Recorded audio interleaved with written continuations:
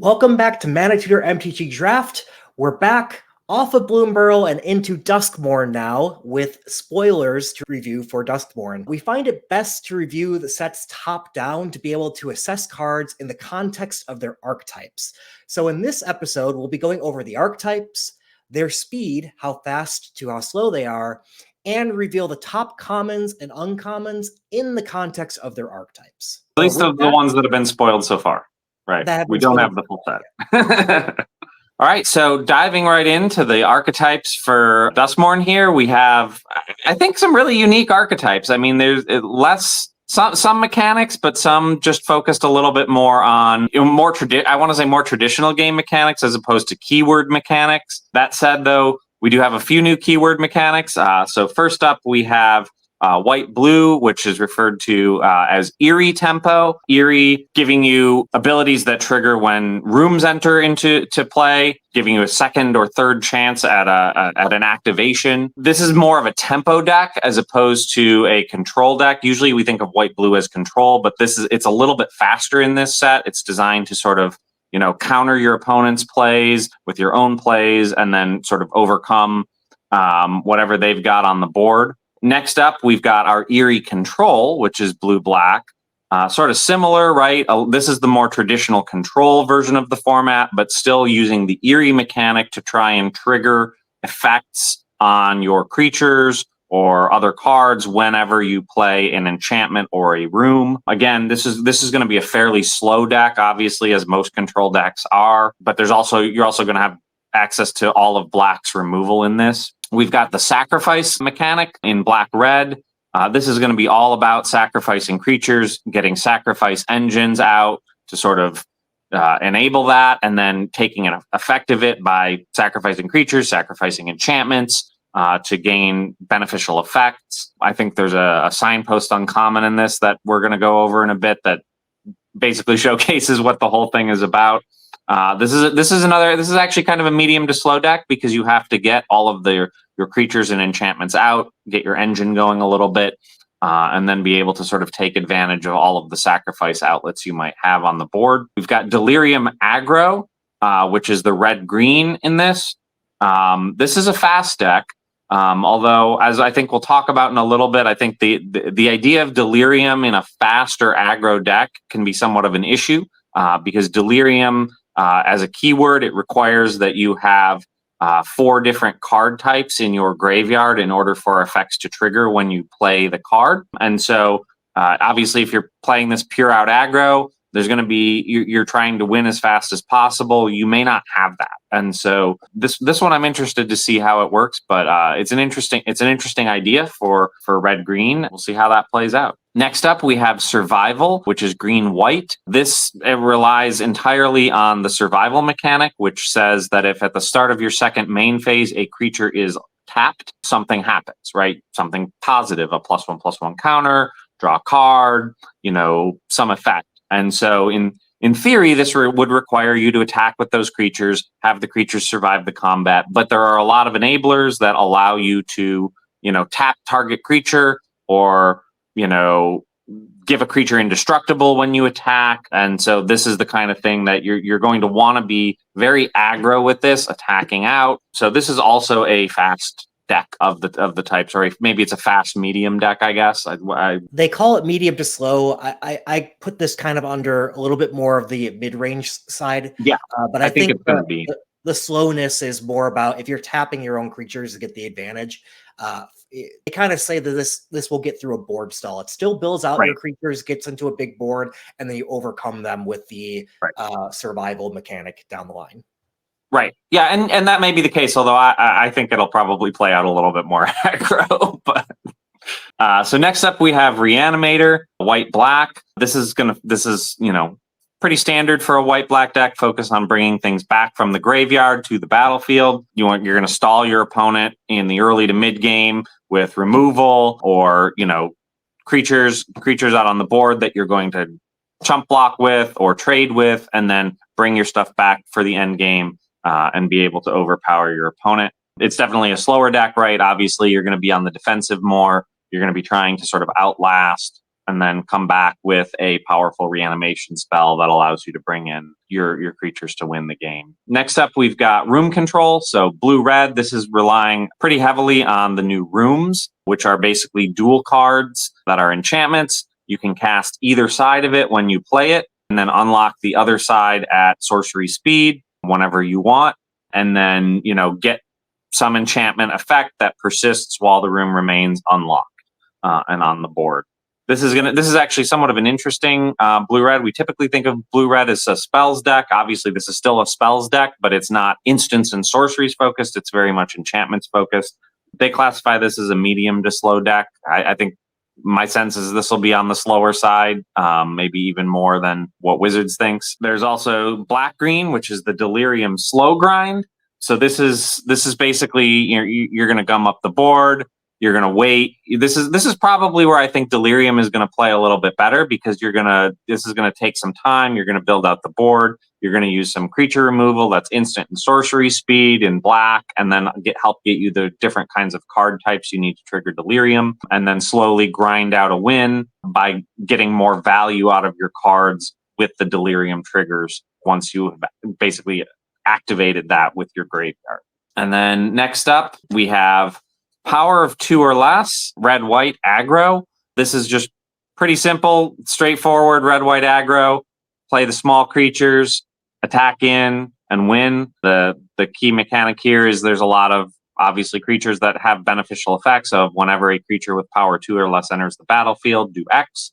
And so you'll definitely be able to benefit off of that, but it's very much a attack in, win as quick as possible. This is probably, I would say, the fastest deck in the format, as tends to be with red-white, but I think even more so in this case. And then last but not least, we have the Manifest Dread green-blue deck. This is all about the Manifest Dread keyword, which basically, when you trigger it, you look at the top 2 cards of your library, you put 1 into graveyard, you put 1 face down as a 2/2 creature. That can be a creature, it can be any card. And then if it's a creature, you have the opportunity to turn it over for its mana cost. I believe it's at sorcery speed. I don't think you can do it at instant speed, but it's instant speed. It's instant speed. Okay, got it. Well, it's a better mechanic in my mind now. But anyways, yes, so you can turn it over at instant speed to make it whatever the creature would be. And there's a lot of triggers that affect that, or say, whenever you turn over a card, do X. And so this is also going to be a medium to slowish deck, in that you're going to put those creatures out, you're going to turn them over at the most advantageous time to create board advantage for yourself, and then use that obviously to attack in. So Jeremy, what do you think of the overview of the various archetypes in the set?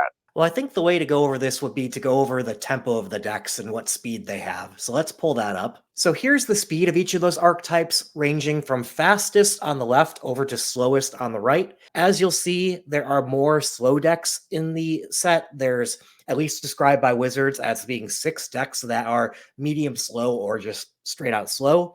The Delirium one that we just went over is in the middle as our like sole real mid-range deck, although I do expect the white-green medium slow to also lean a bit more into the mid-range side. And then we have 2 true aggro and 1 tempo aggro deck in the blue-white. Like we mentioned, white-red I think will be our fastest deck out of them all.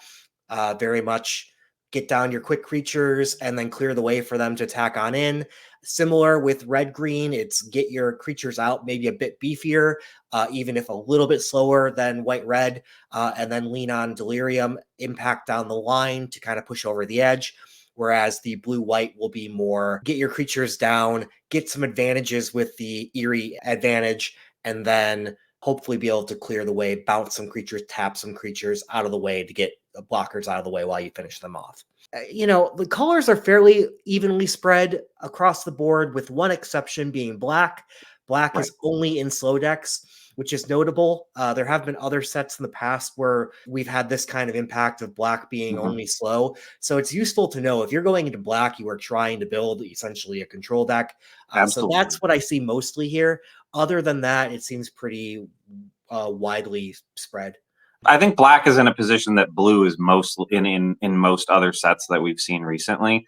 And so it's going to be an interesting change. Like, seeing blue in a medium to fast deck is quite a change. And, we'll see how that actually plays out in terms of mechanics, but I do think it's going to be an interesting shift. In general, cards that bounce things out of the way in blue tend to go up when you're more aggro. So be on the lookout for things like that in this set. So let's dig into some of the actual archetypes here. And I think we're going to go fastest to slowest in these. I do want to mention we aren't going to read all the cards for the spoilers because we want to keep the episode quicker. We will go over the content of the cards, but feel free to pause this video anytime to read through the cards as we're all just getting used to it. But this way we can save us from making this a very long episode. We do want to thank all of you who have liked and subscribed so far. We have more than 10x'd our subscriber count since the start of Bloomburrow, and we want to continue that momentum into Duskmourn. So please, if you've liked our content, be sure to click that like button down below and subscribe, and then on with our video. First up, we've got white-red, the power of less than or equal to 2 aggro. And a few of some of the key cards that we saw here early on are going to be cards like Piggy Bank, Split Skin Doll, Patched Plaything. Obviously, all of these things here, you get some sort of an advantage, right? So Piggy Bank, aggro card, you want to put it out, you want to attack with that in. You don't necessarily mind if it dies because you get a rebate on it, right? Like it effectively costs you 1 at that point to play it for a 3/2. You're getting a rebate. You can use that to keep on going, keep the gas on. Split Skin Doll, that's going to help you continue to draw through your deck, right? And continue to play cards. Again, keeping the gas on. And Patched Plaything, if you can find a way to bring that back from graveyard, it's going to be fantastic. But even then, even if not, you've got a double striker that's going to punch above its weight, punch through your opponent, and be able to hit your opponent. We've also got a number of instants and sorceries, like things like Trial of Agony, forcing your opponent into a choice of, well, what creature do they want to die and what creature do they not want to have block for 1 mana? Sort of an excellent. Obviously, they're going to keep their better creature alive most of the time, but it's going to basically take out 2 blockers for 1 mana. That's going to help you punch through. You've got sort of the higher end finishers of this thing here. You're looking at things like Fear of Burning Alive to basically deal 4 damage to your opponent. And, if you've got Delirium, you're going to deal another 4 damage to one of their creatures. That, again, takes out a blocker, might finish off your opponent's life total. Things like Fear of Abduction, being able to steal one of your opponent's, creatures, sacrifice a small thing of your own, take out something that your opponent has, and then get a 5/5 flyer on the board as a sort of finisher on the top end as well. I think that pretty much covers white-red. What do you think, Jeremy? Yeah, I agree with all of it. It really is about getting your fast creatures on out and clearing the way down the line. There's also some pump spells as well that look pretty decent. We didn't put every single card on here. We tried to limit this to cards that were in the C+ or higher range in general. There may be an exception or two, but that's what this deck is. We've seen this kind of a deck plenty of times before. You get a little bit of benefit with the 2 power things, which includes even that 4/3 double striker comes into play as a 2 power thing. So things like that to keep in mind, but it's more about the normal white-red aggro. Pretty straightforward. Right. Yeah, and I think we have one more slide on this one with a couple more cards for it. Things like Trapped in the Screen, pretty standard, white removal spell in terms of, exiling something. Fear of Immobility, again, get the blocker out of the way. It's a little more of a top end, but again, it'll, tap a creature, put a stun counter on it, get a blocker out of the way, attack in. Lionheart Glimmer pumps your whole board whenever you attack. So that's again a way to punch above the weight with the +2 or the 2 creatures and keep them at power 2 or less, right? Until you attack in. These are the kinds of sort of more on the top end that you're looking for to help get, just break through your opponent. Yeah, there wasn't a whole lot in terms of go wide in this set, in terms of number of cards that have it. White-red does have a gold card that produces 3 1/1s on the board. Yeah. So white-red seems to be the one that's most likely to go wide. And that's why Lionheart Glimmer appears here. But it's also just a pretty good rate for a creature that also does the Anthem type of effect. And, note it doesn't have to attack for the +1/+1 to happen. And that can also effectively gives haste for all the +1/+1 effect when you put this down and then attack with other things. So, absolutely. Yeah, so just a few good cards to call out. So next up, we've got red-green Delirium aggro. Again, trying to get Delirium in your graveyard, the 4 different card types, in order to really benefit from the bonuses that you have. So things like Wildfire Wickerfolk, 3/2 Haster. If you have Delirium, it gets +1/+1 and Trample. 4/3 Haster for 2 mana, as long as you've got those 4 or more card types in your graveyard. Things like Wary Watchdog, which helps you enable that Delirium. Good 2-cost card, punches above its weight in terms of power. And, you kind of almost want it to die because then you get that extra surveil. So you get the creature in graveyard from the Wary Watchdog. You're maybe getting a land. You're maybe getting a sorcery or an instant. And then you're at 3 of 4 for Delirium to play some of your more powerful cards already. Things like Flesh Burrower, which... we're gonna have to see how many, what the rest of the set looks like, but this may be my bet for this set for top common. This is an excellent card. 2/2 Death Touch for 2. Give something else you have Death Touch whenever it attacks. That's gonna trade really well into your opponent most of the time. Force them to make some blocks or take some damage. When they die, you'll be able to help enable your Delirium a little bit. We've also got things at uncommon. Wickerfolk Thresher. Every time it attacks, if you've got Delirium, you get a land on the battlefield. If the top card of your library is a land, and then if not, you just get to draw a card, which is fantastic. It's basically a free explore almost every time it attacks, except you get to put the land on the battlefield and not even tapped. So you get to use the land that turn. It's just an excellent all around with Delirium. Diversion Specialist kind of fits in this mechanic a little bit because it provides you the option to sacrifice something to get 2 Delirium in your graveyard. And then we've got things like Bashful Beastie, which allows you to manifest Dread, which, as we kind of talked a little bit about earlier, manifesting Dread, you have the option to put 1 on the battlefield, you put the other in your graveyard, so you can choose what you need in the graveyard, and then you get a 2/2 blocker, which could be a sorcery or an instant or a land, and when it dies, it'll also go to graveyard and help, obviously, your Delirium as well. I did want to call out that another important point of Diversion Specialist is, a couple things. This is green-red aggro, and the menace on that helps a lot. Yeah, but also, absolutely. If you attack in with the rest of your board and they block something that's just clearly going to die, you can do the sacrifice roll and then play another card that turn, type of thing. So you have a way to kind of avoid bad blocks, in a sense, with that card.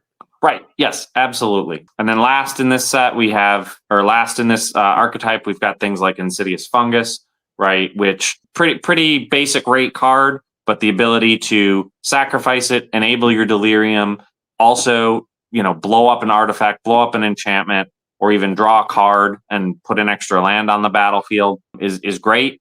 There's a ton of enchantments in this set, enchantment creatures, and so this card, I think, will see a lot of play in terms of being able to blow up. We should do the math on this and see how much of the set this card hits in terms of destruction, because this card probably destroys at least half the set. Similar, break down the door, exiling a artifact, an enchantment, manifesting Dread, and then things like Cathartic Parting, same thing. You force them to shuffle it into the library in this case. But this also lets you take things out of your graveyard in case you've, taken too much or something you manifested Dread and had to pick the wrong card. And then, allows you to get a little bit back into your library. White had a decent amount of ways to remove blockers from your aggro deck in white-red, and this is kind of green's form of that. It is interesting to see, to what degree, what percentage of the set killing enchantments and artifacts hits, because there's, again, a lot of enchantment creatures. Yeah, all the glimmers, things like that, they're all enchantment creatures, and so these are going to actually really punch above their weight in this set, I think. And so next up, we've got blue-white eerie aggro. Again, this is going to be slightly slower than the previous 2 colors. For a white-blue deck, I think will be pretty fast. You've got, this is, again, now we see our first glimmer here, enchantment creature. This one, is going to be pretty standard, I think, in this archetype. And like, this is, I think, the signpost uncommon for this archetype. Enchantment spells cost 1 less. Unlocking rooms costs 1 less. And so I think we'll get to a room in a minute here, but basically is going to enable everything else that you play. Plus, it's a pretty decent rate for what you get. Gremlin Tamer. So eerie, right? Whenever an enchantment you control enters, and whenever room you get a 1/1 gremlin creature token. Obviously, the enchantment creatures will trigger that. So if you're playing blue-white eerie aggro, you want as many cards as possible to either have eerie or be enchantments in some way or another form, whether they're enchantments, rooms, creatures, what have you. Unwilling Vessel, similar, right? You get a possession counter, and then you let it die. You get a giant XX for however many possession counters are on it. So again, you want to be playing those enchantments, enchantment creatures, get all of those out, and then get bonuses based on eerie for each of them. We've got things like Fear of Surveillance, right? Surveilling, and with Vigilance, that's going to just kind of help you smooth out your draws a little bit. As always, Surveil, Scry, great mechanics to sort of build into your deck just to help make sure that you're getting what you need when you need it. And then Tunnel Surveyor, same thing. You get an enchantment creature. So this is going to help you go a little bit wider, trigger your eerie more as well. We've got Trapped in the Screen again, which we talked about before in red-white. Similar purpose here. In this, it's also an enchantment, though.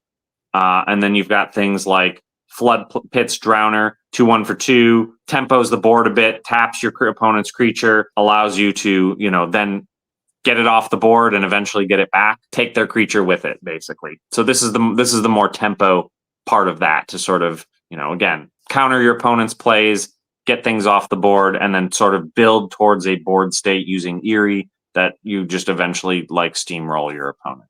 Yeah, similar to the other archetypes and kind of by slides, the plan here, make sure you get your engine out early. Yes. So that you can get eerie triggers. Make sure you have a bunch of enchantment creatures or things that make glimmers, which are enchantment creatures that will trigger those. And once you get enough of an advantage on board, swing in for the win, but you need to get things out of the way. And so tempo plays can get them out of the way, which includes putting tapping creatures, putting stun counters on creatures. Even there's some cards that do some bouncing too that we didn't put on here, but those are all within this archetype. Moving out of aggro and more into mid-range, I think this is the archetype that really does separate the speeds of different archetypes across this format. So we have Manifest Dread, which is the sole mid-range deck as defined by Wizards. But this has cards like Oblivious Bookworm, which is a great rate at a 2/3 that allows you to loot every turn. And then when you do the thing that this wants to do with Manifest Dread, you even draw extra cards. Quite a powerful card in the set. We have its namesake, Manifest Dread, the card, does the thing at efficient rate and has upside in that you can grow it later on, assuming you Manifest Dread something that's a creature that's better than the 2/2. You also get more cards that help you to draw as well when you do the Manifest Dread in Paranormal Analyst. A decent blocker up front to help you survive against the aggro decks that also draws you an advantage when you do the Manifest Dread thing. So these ones are all good to get into play early or even late in the case of Manifest Dread to trigger some things. I do want to say something about Paranormal Analyst. I think this card is going to be an all-star, right? It is going to, instead of going to graveyard, it is every time you Manifest Dread, draw the second card. And that is just huge because it changes the mechanic entirely. In this next set here, we have the cards that help Manifest Dread further or get advantages from that a little bit later in the curve. So at 3 mana, we have the Defiant Survivor, which I think is a great card if it survives. You get to Manifest Dread if it survives, which is pretty crazy. So hopefully you can find ways to get this to survive or even to tap it down, which we'll see more in the next archetype after this. But you have Under the Skin, which is just a straight up 2-for-1 here in the Manifest Dread and return a permanent card to your hand. You also get Threats Around Every Corner, which is a little bit high mana costed, but This ability typically exists on a 3-mana card, except it doesn't have the word Manifest Dread with it as well. And that's worth it for an additional mana. So you can get the extra land that you're searching for onto the battlefield, ramp you, help you splash, and it continues that effect every time you flip something up. So it's repeatable as well. So quite a bit in one card. Up next, we have the Survivor mid-range archetype in white-green. Some of the lower curve cards are Veteran Survivor, a 2-1 for 1, just a good rate for a small creature. It also does have the benefit that it can grow with the Survivor mechanic. So hopefully it's getting in early a couple of times, and then once it can attack profitably into something, you have other things that can tap this to end up growing it down the line. You get House Cartographer. This one is just a good rate creature that ends up getting you more lands. Powerful card in and of itself.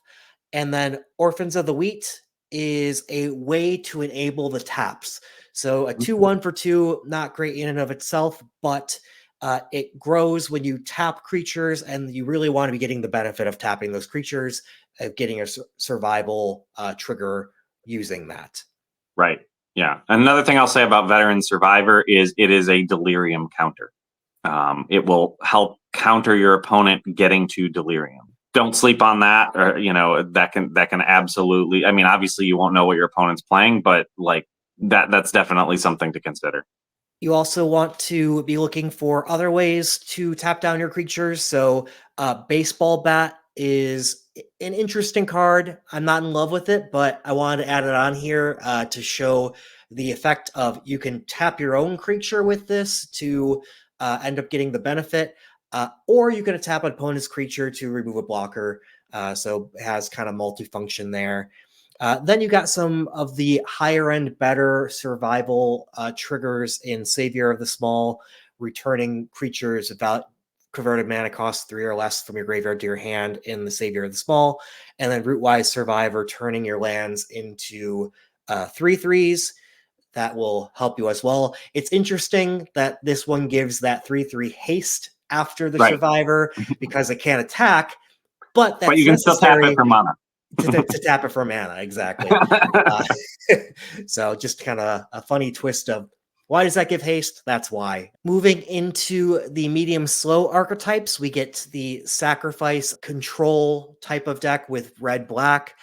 You get cards like Disturbing Mirth. When you can sacrifice another enchantment or creature, you can draw a couple cards, and then when you sacrifice it manifests dread. That's a lot out of a given card, but obviously, it takes setup to do that, but Black-Red supports that setup for sure. You are going to want some other sacrifice type fodder as well, with things like Innocuous Rat, and then ways to sacrifice things like Betrayer's Bargain, which is a great deal if you can deal 5 for 2 at instant speed and maybe get another benefit out of sacrificing something like Disturbing Mirth. Manifesting Dread. You get a 2/2 and deal 5 damage to something for 2 mana. Right. I have a bunch of black cards on here of removal because that's kind of the control portion of this. And also this is we didn't want to re-show cards too often in these archetypes as we're just spoiling the cards here. But this is the first archetype where black came up because black was all slower decks. So I put all the black good cards here. Basically, we have Nowhere to Run, which is one of the most efficient 2-mana removal spells I've seen. You have Murder, which is a classic, but always a goodie. And then you have Withering Torment, which is a little easier to play, and it can also destroy enchantments, which is nice in this set, even if you lose the 2 life. These are all premium top-tier removal spells, 100%. We also have cards that specifically go into the sacrifice theme. So you have Popular Egotist, which is one of the few sacrifice triggers that we have. So Black-Red is less about looking for like cheap engines to sacrifice things, because you're not looking for like, there's not a ton of cards that say when you sacrifice something, do something. Right. Popular Egotist does, but not a whole lot of cards do that. It is more the cards you are sacrificing, or when you sacrifice, you get cheaper effects. So it's more of that sacrifice than a sacrifice trigger engine. But this one, it can get indestructible, and then you can drain your opponent for 1. You get Sawblade Skin Ripper, a 3/2 menace for 3. That does sacrifice another creature enchantment to get +1/+1 counters, and another sacrifice trigger. I basically put the only 2 I recall having sacrifice triggers in these slides, but when it does, it deals damage to any target. And then also it's nice to generate extra sacrifice fodder. So Razorkin Horde Caller is just a good rate, and 2 creatures that add up to 5/5 for 5. It has haste, which is nice, but it's also whenever you attack, again, even without it itself attacking, even though you probably want to with its haste, you get a 1/1. So, and that's repeatable. So more sacrifice fodder as well for this archetype. Yep, and I'll say with Popular Egotist, the advantage to that, right, is it's just a great defender. If you can save 2 mana, you can chump block with something, sack it, save the Popular Egotist. As long as your opponent doesn't have trample, you're going to be sitting there as long as, and you've got a few creatures to sacrifice, or rather, creature or enchantment. So you might have a few enchantments to sacrifice. You can sit there for a while, right? If you've got things like Disturbing Mirth out, you can sacrifice that, and then you manifest Dread, and then you get another thing that you can sacrifice, and so you can really stall out your opponent there while you continue to drain them each time you do it. There are a couple other cards worth calling out in these colors that are helpful. One specifically for the sacrifice. You get a well-costed, really efficient steel card in this set in Vengeful Possession. One of the best ones I've seen. Sometimes sacrifice, the archetype is, you don't know how well it's supported. It's supported in this set, and you will want to, if you can, steal your opponent's creature, sacrifice it to gain something off of it, and discard a card and then draw a card. You get a free rummage with this one. So quite a bit in a steal and sack card. And then just want to mention a really good top end black card as well, worth putting into all your black decks, really, because they're all slower. In Vile Mutilator, it just takes over the game with the forcing your opponent to sacrifice, and then having a 6/5 flying trample. Just a good card. Right, absolutely. Yeah. Up next, we have blue-red room control. We haven't gone over what rooms are yet, but they are enchantments that you can play either side of the double face card, and that effect takes place when you do so, and then it's on the battlefield, and at any time as a sorcery, you can pay the other half of the card and its mana cost, and that room, that door becomes unlocked of that room, and that effect takes effect. So an example here we have, which is a pretty good one, is Glassworks and Shattered Yard, where you'll probably play Glassworks first as a 3 mana deal 4 to target creature, a decent card for most decks, and then you get the added benefit of down the line you can pay 5 and you get Shattered Yard at the beginning of your end step. This room deals 1 damage each opponent, a nice little tack on to your 4 damage you dealt for 3. And then we also have a signpost room here in the red-blue archetype of Smoky Lounge Misty Salon. Admittedly, I don't see this one as that great, but maybe rooms will prove me wrong in red-blue. But Smoky Lounge, you can play that side and get extra mana. Now, the good part is that helps you unlock Misty Salon for much cheaper, and you end up getting potentially a big creature if you have enough rooms on the battlefield. I will put the little bit of a doubt there, though, that last time Wizards had a sort of big new card mechanic similar to this was battles, and people were upset that the battles weren't any good, and they needed to pump those up. So maybe rooms would get a little more pumped. I have yet to see it. But then again, even the whole set isn't spoiled yet. So maybe we'll see more powerful rooms to come. But in this archetype, you get Intruding Soul Rager, a good 2 mana signpost that ends up being able to deal 2 damage to each opponent and draw a card once you're done getting the benefits of your rooms.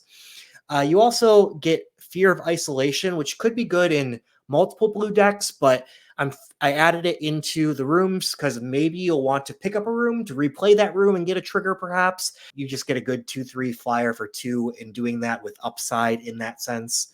A couple other cards worth putting here. Ghostly Keybearer will be a 3/3 that helps you easily unlock rooms, which I think will be a key to being able to get all the benefit out of rooms, given how expensive it can be to play, both sides of the room.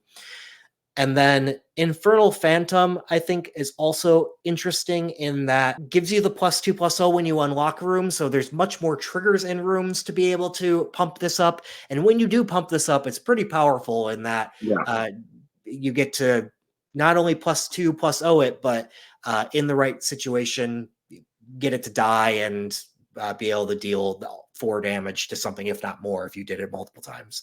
Also, another couple cards worth calling out here. Cursed Windbreaker. It could be good in multiple decks, but it is, yes, a Windrake, but it's a Windrake that dies with a be able to give whatever you want flying for the rest of the game type of thing. And it also does the Manifest Dread mechanic, which fuels your graveyard in the meantime and puts out something that you could flip over at some point and have a big thing be flying, right? So it does enough to pass the Windrake base case test, which isn't great, but has a lot of upside. So I think this is a good card, which is why they put it at uncommon.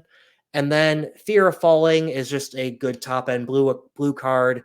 4/4 flying for 5 is decent. And then it's got that upside that you can kind of remove one of their flying blockers from that. And also neuter it. Yeah, neuter it. Up next, we have Eerie Control in blue-black. This does take advantage of the Eerie mechanic of enchantments and rooms coming into play or being unlocked and getting extra benefit, but it really plays out more as just a blue-black control deck. So you have Skull Snap Nuisance, which is a good blocker for 2 mana with a 1/4 flying. The big butt there helps block there, and you get the Eerie ability to help find your best cards in the meantime while you're blocking your opponent. I added in Sporogenic Infection as a card that this could work in a lot of different archetypes, but it's a good way to deal with even multiple creatures out of one card. And then you have the other signpost, Fear of Infinity. For 3 mana, getting a 2/2 flying lifelink alone is pretty interesting. It cannot block, but it does have that eerie effect of continuously coming on back, which I think will be a pretty important card for this archetype. Note with Sporogenic Infection, right, it's an enchantment itself, right, so it will trigger Eerie, and it's a great, I think it's also just premium removal in that it's basically a 2-for-1 in some cases. Up next, we have Reanimator Control in white-black. This is all about getting cards, big cards, to your graveyard and reanimating them for advantage. So you have enablers like Cynical Loner that will help end up putting cards into your graveyard for you. And this one lets you pick particularly which ones you can get into your graveyard, which is nice as long as this does survive. You got the Signpost Rite of the Moth, which is very much signposty in that no other deck can basically play this card. And you can return a creature card from your graveyard to the battlefield, put a finality counter on it, but it also you can flash that back as well. And that's pretty cheap cost for that kind of ability, at least for the first version of it. Right. Although it is very, specific in the mana costing, right? Like, so while it's cheap, you got to have the exact right mana cost. And then you get a card that's kind of bimodal, but still for this kind of archetype, which is Live or Die, where I think you really want to be doing, when possible, the returning target creature from your graveyard to the battlefield, especially since this is an instant. You can return it back, block something after an attack type of thing, surprise them. But it does have that nice buyout when you need it of just destroy target creature, which is always nice to have on any card as an option when you need it. We also have things like Unsettling Twins. More just wanted to call this out as a good white card, but it does add into what you need for Reanimator. Getting 2/2s for 4 is just a good rate for any common magic card, but one of them is also Manifest Dread, so it has an up. You can upgrade it potentially by paying, you get a creature there, paying its mana cost down the line, and it also does fuel your graveyard, both in the card that you put to the graveyard, or you probably don't want to put big beefy creatures to the graveyard when you Manifest Dread, because you can Manifest Dread it later on maybe. But note that it as a 2/2 itself can pretty easily die if you want it to, also putting it to the graveyard. So there's a lot of still graveyard stuff in this Unsettling Twins going on. And then once you get your big beefy creatures on board reanimated, you may want to protect them in some way. I also just think this is a good card for most of the white decks, but Shard Mage's Rescue is a really cheap way to protect your creatures and get a little +1/+1 bonus on them as well at the same time. And lastly, we have Delirium Control in black-green.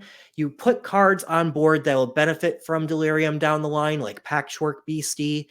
You'll need cards that enable your Delirium as well, with cards like Say Its Name, which will end up milling cards for you to put them into the graveyard. Note that when you return a card, you don't have to return one of the milled cards necessarily. So this is also a bit of a not Reanimator in a sense, but getting back some big card that is in your graveyard after you filled it.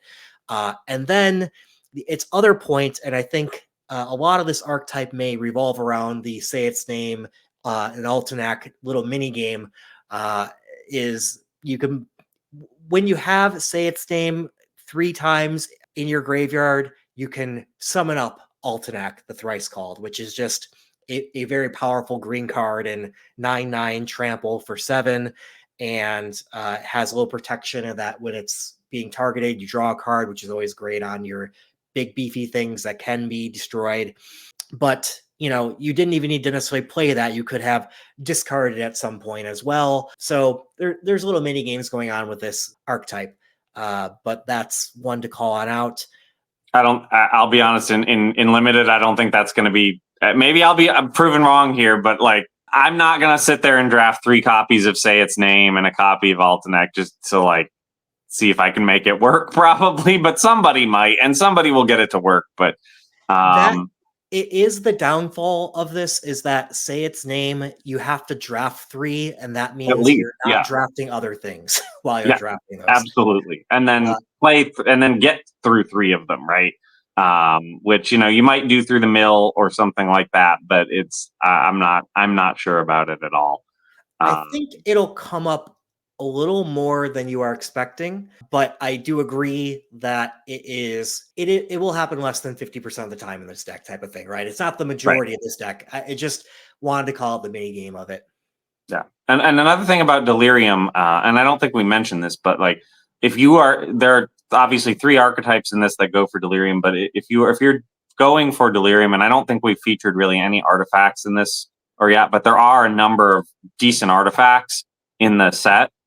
Some good ones even. I think we looked at Baseball Bat, right, as a piece of equipment, but like you're going to want to be looking out for those as well. You want to get 2 to 3 copies of each different type: instant, sorcery, artifact, obviously creatures and lands, but to just make sure that you have those options to trigger that as many ways as you can to get that in your deck. And so just something else to add about Delirium, I think, that I just thought about. So you also get cards like Brood Spinner, which is a good way to stabilize on board early and surveil too, and then has the late game buyout of being able to create a bunch of 1/1 flyers. You get card advantage cards like Under the Skin, which we had talked about already in the Manifest Dread side. And you also get cards like Spine Seeker Centipede, which is okay up front. This is a 2/1 draw land, which wasn't that great with the Frog card in Bloomburrow, and they even put it onto the battlefield. But I will say this, a 2/1 is a lot better than a 1/2. And then the added upside to a Delirium is, I think, what takes us over the top. I'm not saying it's a phenomenal card, but I do think this is a good card you will want in your black-green decks. And your black-green decks may want to splash being one of your slower decks as well, and this helps enable that. You get some efficiencies as well with Delirium in Drag to the Roots, and also just want to call out that Resurrected Cultist is pretty decent in that once things are milled, you can just pay 4 and get a free card into the battlefield there, or you can get a 4/1 and then later on get another reanimated card back. I'm not saying the card is the best. I'm a little bit low on it, but I do want to call out that I think this will come up, especially in the Delirium black-green control decks. that's our initial impressions of the spoiled cards to date as of Wednesday, September 11th. Obviously, there's still more cards to come for Duskmourn here, and we'll be back next week. We should have the full set list spoiled, so we're going to go over sort of relative impressions of archetype strength based on all of the cards in the set.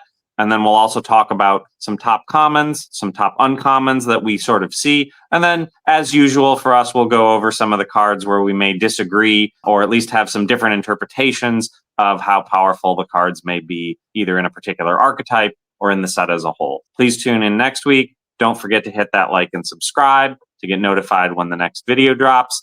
And we will see you in the next one. See you in the next one. Bye.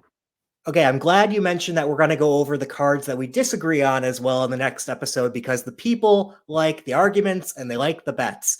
And we didn't settle our bet from Bloomborough, and so we're doing an outro take in the Duskmourn video on that bet. And I'll just mention I won yet again. I had Wix Patrol beating Consumed by Greed. We take from the first day of the set through the first 3 weeks, and using that filtered data, we do get Wix Patrol at a 60.7 game in hand win rate and Consumed by Greed as a 59.0% win rate. And so Matt owes me a play booster of my choice. I might even just get Duskmourn at this point to open that one. But yeah, what do you feel about this, Matt? Yeah, I mean, I think it's close, right? Obviously, I think I knew it was always going to be close. I'm not necessarily surprised by it as well, because they're both great cards.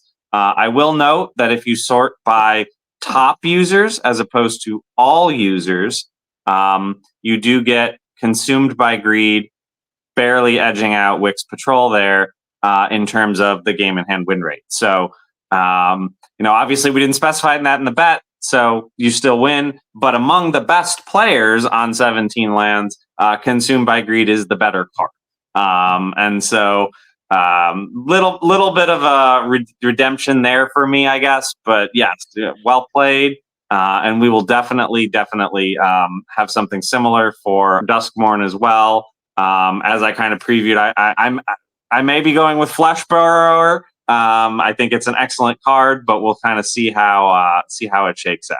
Yeah, and I'm just looking at updated though on our bet, even past week 3, they were really close, 0.3% difference between Wix Patrol and Consumed by Greed and top players.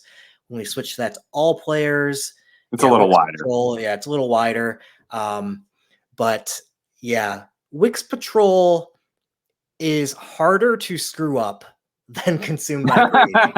That's fair. That's probably why it does better with the good players, right? But yes, agreed. And it's a great 2-for-1, right? So I think that's ultimately why it does really well. But yes, yeah. If you take the 2/2 Death Toucher, I mean, we'll need to obviously get the whole set spoiled, but yeah, absolutely. I don't know that that's what I'm taking, but it's high on my list. It's an excellent card. So I am, I think, slightly lower on that card than you are. Not to say I like the card, So I think that is a good one to base a bet around. I'm not sure what. Right. Well, you got to see what the other green commons are. But I mean, I'll note it goes. I think it goes. Honestly, you put it in delirium aggro. I think it goes best in green white. Yeah. Because you get to give something else death touch, and then they're not going to want to block it, and then it's tapped, and so it enables Survivor pretty well. I put it in the first green deck that came up because I think it goes in any green deck, right? Yeah, that's what I did. And then I didn't want to repeat for the other one. Yeah, absolutely. But I don't know. I mean, I don't. I guess it could go in. Yeah, it probably. I mean, it's a great card, so I do think it goes in any green deck, which is one of the reasons I think it'll have the highest win rate. But I'm not sure so much about like green blue. I guess it works fine in it, but you do need to think too, though. Cards that go in every deck means the win rate will be the average of every deck that it goes into.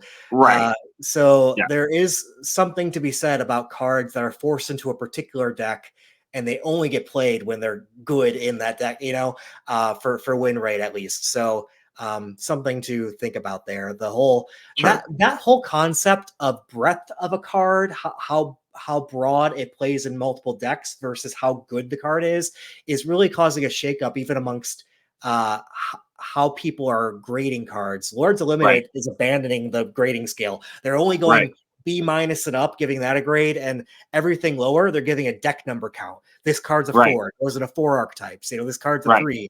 Yeah. Which I found interesting. When I grade the set, I have started putting what decks I think each card goes into. So I put 10 archetypes, and I saw that. Where I think it could go. So we may need to start doing something like that. One thing I'll say though, I do think green is, like, just based on what we have, I think green is the strongest color. But that might be a hot take. I'm not sure, and we don't have the full set, obviously. But remember how red played out last time too? It came out hot. It looked at the best color, and then after all the spoilers came out, I chose it as the second worst color, which ended up being right. So green might be like that. I don't know. It might be. I just like that one slide you have. It's slide number 7, I think, where it's just all the ability to blow up and hit so many cards, like Insidious Fungus, Break Down the Door, Cathartic Parting. Like, I think that's going to give green such huge flexibility in this set because there's so many creatures, artifacts, enchantments, right? That's art enchantment creatures, right? Like the ability to just kind of hit all of those and take them out of the board. That's going to be super good. I agree those will be good. I do think it has the Achilles heel though of not being able to kill creatures. Like it's always killing artifacts and enchantments. Right, but there's so many enchantment creatures, right? That I think that helps with it. But yes, absolutely. Like you will. That is a slight downside with that. But I that's why you play green black. There you go. Cover it all. cover all the bases. Just play green black. All of the control. I'm actually really looking forward to making a green black deck with just so much removal and having fun with that. But